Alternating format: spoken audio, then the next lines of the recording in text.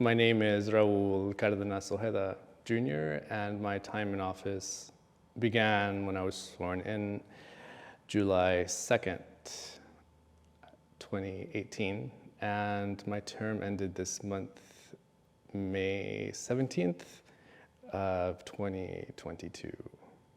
Why did you run for council? To give people a choice. That's really basically it. That's what encouraged me to do it, because initially, when I first ran, the incumbent had no opponent. And I thought, well, in a situation like this where voting is important, but having an option is just as important. So that's really why I first did it. I lost, and I tried again because other folk thought that I would do a good job. What things surprised you about being a councilman that you didn't know before? So there's one thing that really sticks out, and it was, I did not know that there was a plan already in place for the big project I wanted to spearhead, maybe, or just bring back to the fore for the people so that it could get done, which is the creek. There was already a master plan for that, and I had no idea.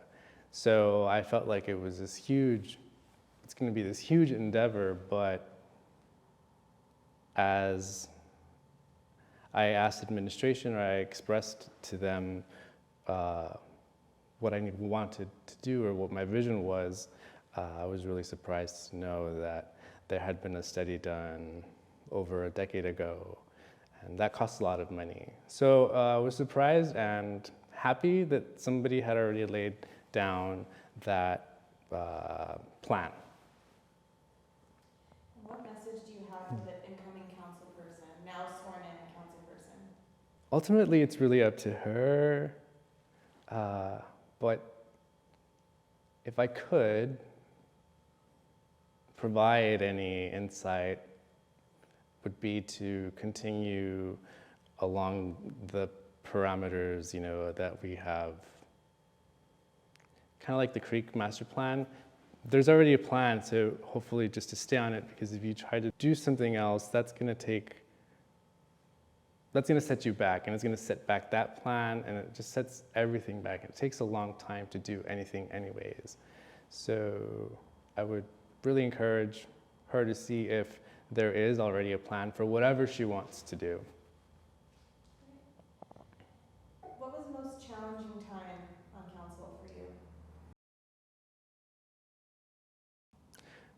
The most challenging time on council was probably a lot to do with my own self as a council member, somebody that's been elected. And that has a lot to do with separating my personal life and my public life, and seeing how they need to jive, they need to make sense together so that I don't fall apart, because it's a balance, and it's a lot of stress, and it's very taxing. So that was the biggest challenge, because we're always in our head, thinking, and really it's almost if you spend too much time thinking about stuff, it doesn't do anybody any good. And I was always trying to get out of my head and say that that doesn't matter. What matters is the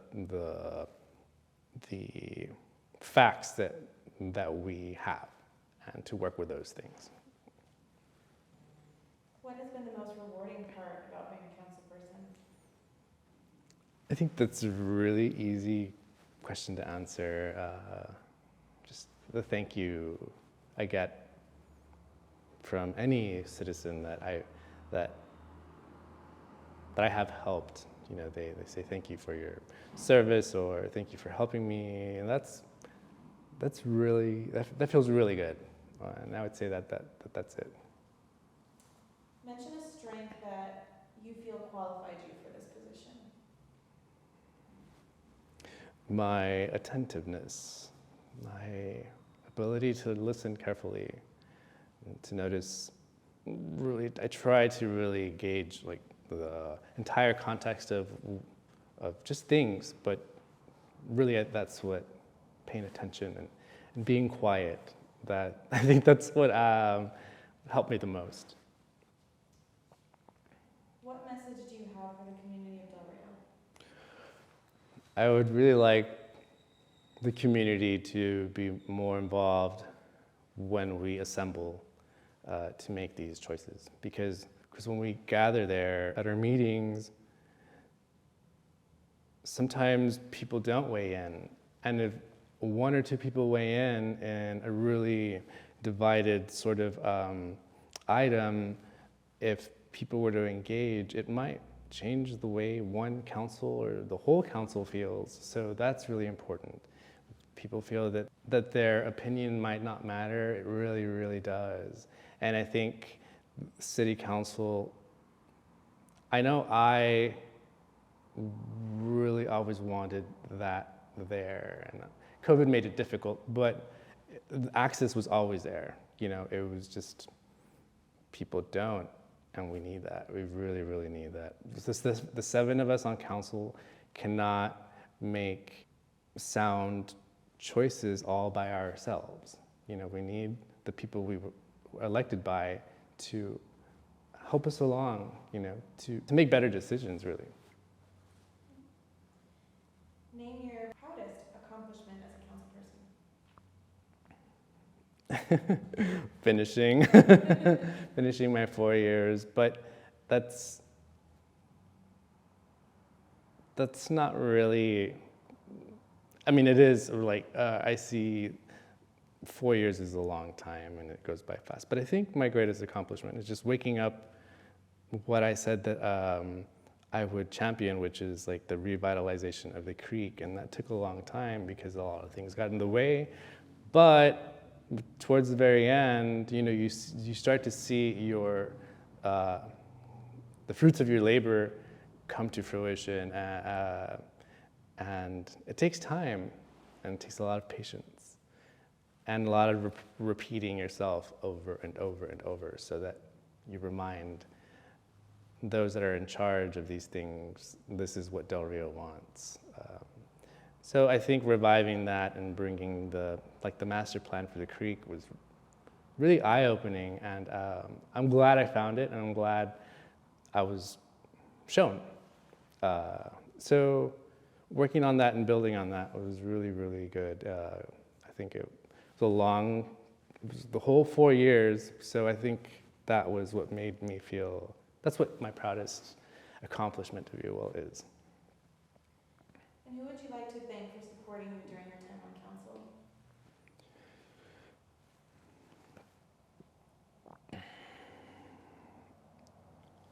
Well, everyone that supported me, of course, but there are people that I am not able to thank because they're no longer with us, but, and there's this person that I knew when I went to college. I met her.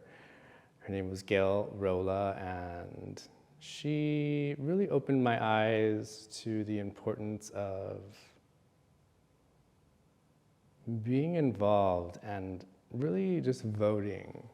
But in order to vote, you have to be informed. You must be informed. And so she really opened my eyes, you know, and she was this person that was just very serene, and I think we had a lot in common. She was an associate dean at the School of Community Service at the University of North Texas, where I got my degree from. And while I was there, unfortunately, she got cancer and passed away.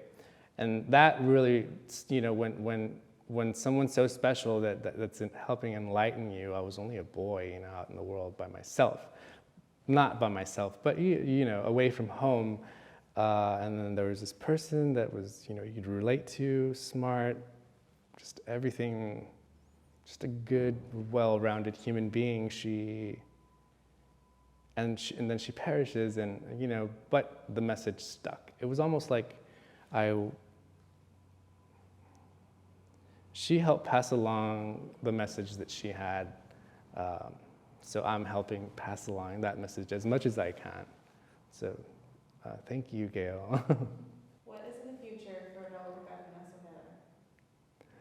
In the future for me, well, I feel like I have graduated from I don't know what school, but school of life, really. Nothing can train you for what any of us had to go through in a pandemic or the Texas winter storm. That stuff was unprecedented. And so I think I'm ready for really whatever comes my way, because we don't wear capes or anything, but we're the quiet, or at least I'm the quiet, person in the back trying to help everyone else try to figure out, brainstorm, what can we do? So with all those unexpected hardships that we had as a community, as a state, everything, hey, bring it on, future, because I mean, I just feel more prepared, to be a good leader, whereas before, I was quiet and meek and really afraid, but now I'm not so much afraid. I know people supported me, and so you have all these things that, the sky is the limit, if you will, but I look forward to it, and I will be around Del Rio, and I will help, wherever I can, as a citizen. I think as a citizen, you have more power than any elected official. That's it.